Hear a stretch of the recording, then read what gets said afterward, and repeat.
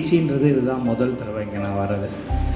அருட்பெரும் ஜோதி அப்படின்ற வார்த்தைக்கு எப்படி நம்ம உண்மையான அர்த்தங்கள் தேடணுன்றது என்னோட ஒரு ஆவலாக இருந்தது. இதில் ஃபேஸ்புக்கில் பார்க்கும்போது உள் ஒளி தியானம் அப்படின்னா ஏதோ ஒரு ரூம்குள்ளே நம்ம சத்தியஞான சபையில் பார்த்த மாதிரியான ஒளி வச்சு அதை பற்றி ஒரு தியானமாக இருக்கும்னு தான் நான் நினச்சேன்.